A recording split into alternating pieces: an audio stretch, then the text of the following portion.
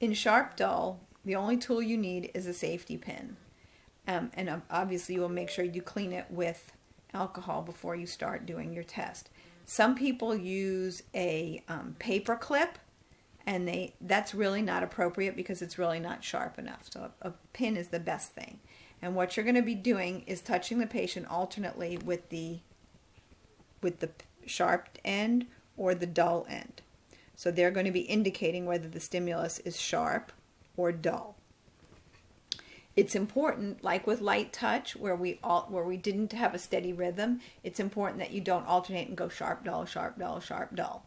So again, you will demonstrate first to the patient on yourself. Here's what we're going to do.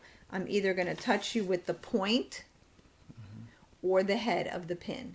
If I touch you with the point, you'll say sharp. Touch you with the head, you'll say dull. Let's try it on this hand. You'll see it's really not very, I'm not going to hurt you. Sharp. Dull. Okay? So that's what we're going to be doing on this hand now. Okay. All right?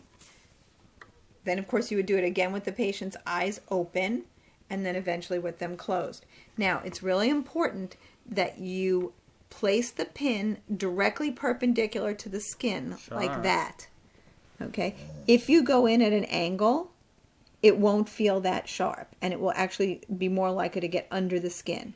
So all you want to do is just touch the skin, not break the skin.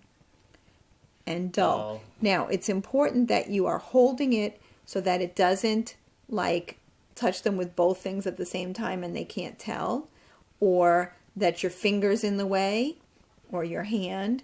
So it's important that you hold the pin such that only the point or the head are touching the patient.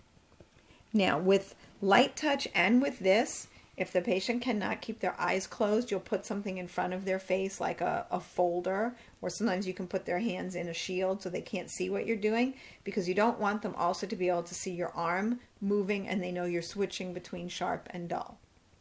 Okay, so are you ready? Yes. Okay. Sharp. Dull. Dull. Dull. Sharp. Dull. Sharp. Sharp. Let's turn it over. Sharp. Sharp. Dull.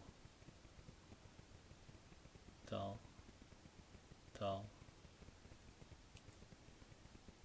Sharp. Okay. Sometimes it's also important that you explain to your patient that if they feel it but can't tell if it's sharp or dull, they need to say, I don't know. They need to indicate that they felt it but didn't recognize it as sharp or dull. This is going to be the difference in you writing that the sensation was absent versus that it was impaired, where they felt it but couldn't tell if it was sharp or dull.